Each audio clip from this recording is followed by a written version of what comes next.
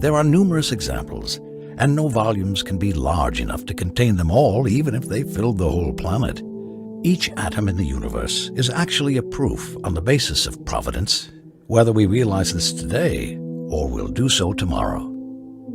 A.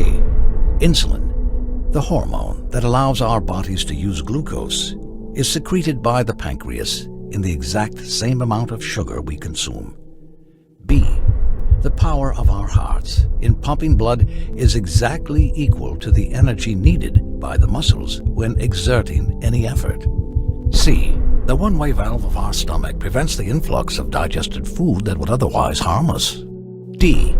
The sphincter muscles located at the gates of our orifices, without which our clothes would have been soiled the whole time. E. The skull bones that are left unfused at birth, so the baby can easily cover the journey through the birth canal without breaking its head. Had these bones been fused, the baby would have never been able to cover this journey except if its skull got broken. These bones stay unfused till the brain is fully developed. F. All the axes of your nerves that convey the electrical signals are covered with a dielectric layer, as we do with electrical wires, so that the electric signals do not get lost or disturb us. G. The electron revolves around the nucleus at a speed of 1,000 kilometers per second, or otherwise it would collapse inside the nucleus by the force of attraction of the positive nucleus, and the universe would have collapsed before it even began. So, this is the ideal speed for forming the atom. H. When two atoms of hydrogen combine, 0.7% of the hydrogen mass turns into energy. If this mass was 0.6% instead of 0.7%, the proton would have not combined with the neutrons, and the universe would have remained in the form of hydrogen, and none of the other elements would have been formed.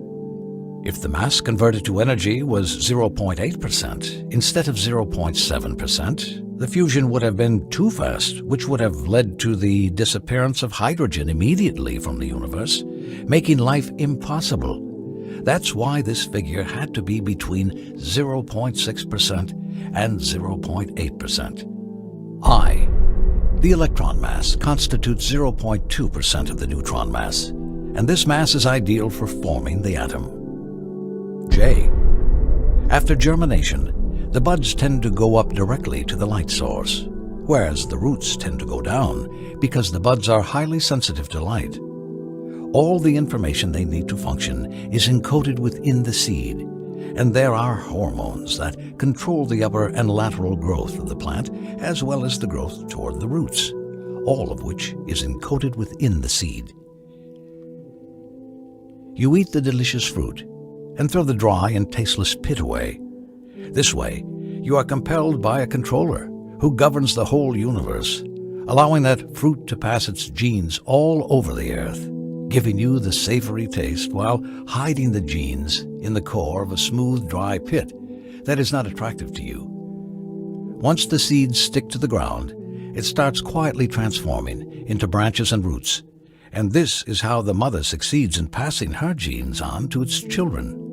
All of this takes place in a plant that has no cognition. So, who adjusted the information for those deaf-mute fruits? And who adjusted the amount of sugar so it would appeal to your palate?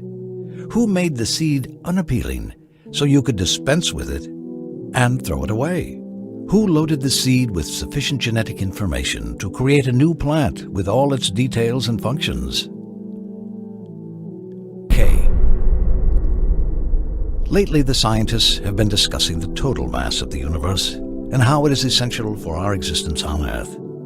Inertia, this blessing which is given to our bodies in the form of resistance to any change in movement, originates from the mass of the universe. Had the inertia been any less than what it is, any soft breeze of wind would have been able to move the rocks, which would not have been able to resist the least amount of effort exerted on them. In a universe like ours, we would have been bombarded by all sorts of flying bodies. If the inertia was more than what it is, we would have found a great difficulty in moving our fingers, if we even managed to move them, and controlling them would have been an improbability. This means we would have been unable to move or do any tangible effort of any kind. The first man created would have not left his spot, and the embryos would have not left the wombs. That is, if they even managed to take form in the wombs.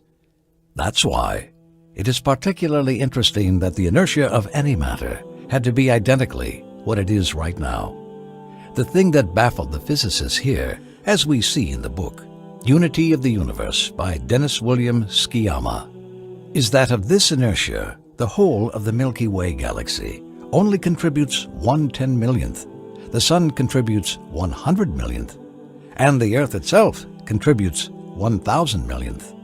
This leads us to realize that this ideal inertia we live on, and which allows us to partake on all our activities, is the overall value of the whole universe. Consequently, we can particularly say that our existence depends precisely on the mass of the whole universe and its very existence. Allah says what means, "We did not create heaven and earth, and all that is between them in vain." That is the opinion of those who deny the truth. Woe betide those who deny the truth, when they are cast into the fire. Chapter 38, verse 27. The more we ponder and look, the more we realize the marvels, the wisdom, and the intricacies of this creation.